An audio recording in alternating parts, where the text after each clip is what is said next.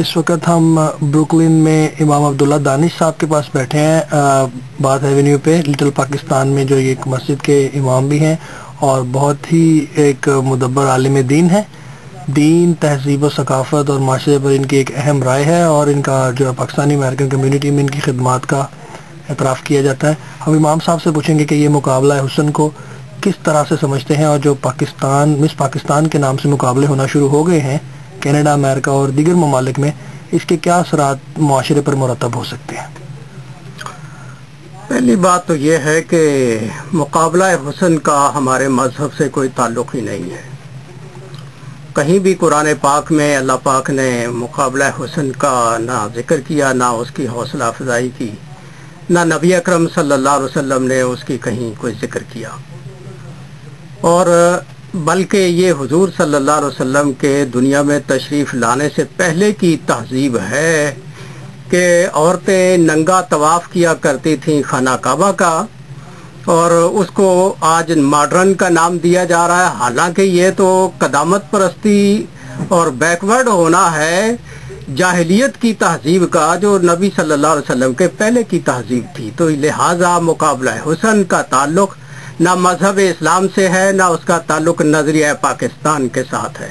क्योंकि पाकिस्तान भी जब बनाया गया था तो उस पर यही कहा गया था कि पाकिस्तान का मतलब क्या, ला इलाहा इल्लल्लाह। तो ला इलाहा इल्लल्लाह की बुनियाद पर जो मुल्क बना है उसके अंदर इस तरह के काम करना मगरिब की तकलीद है, इसका मजहब से और हमारी कौम और तहजीब से इसका कोई ताल्लुक़ नहीं है। इमाम साहब, ये भी फरमाइएगा कि जो मुकाबले ये लोग करवा रहे हैं, ये मगरबी ममालिक खुसूसन कनाडा, अमेरिका में रहते हैं और ये कहते हैं कि इस मुआशरे में इस तरह के अमाल और अफ़ाल को जो है इज़्ज़त की निगाह से देखा जाता है। तो जो बच्चियां यहाँ पे बड़ी हो रही हैं, पाकिस्तानी और दीगर मुस्लिम अमेरिकन, उनको इस तरह के मुकाबलों में हिस्सा लेना चाहिए। आप क्या समझते हैं, नौजवानों पर क्या असर पड़ सकता है, उनकी सोच पे, उनकी फ़िक्र पे?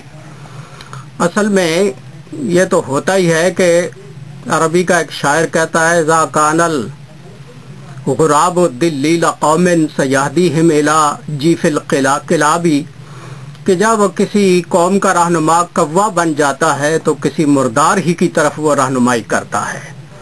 तो ये दरअसल हमें मुर्दारों की तरफ रहनुमाई की जा रही है, ये कोई सकाफत और तहजीब नहीं है। बेहयाई का नाम अगर आप तहजीब रखें तो ये कोई तहजीब नहीं है, और उरियानी का नाम तहजीब नहीं है। नबी अकरम सल्लल्लाहु अलैहि वसल्लम ने तो आके नंगों को कपड़े पहनाए और उनको लिबास दिया, और कुरान भी कहता है कि हमने आपके लिए लिबास नाजिल किया और जीनत नाजिल की।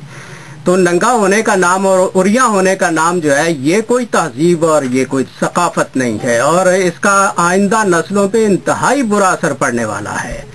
क्योंकि बड़े जो कुछ करते हैं, छोटे उसी की तकलीद करते हैं।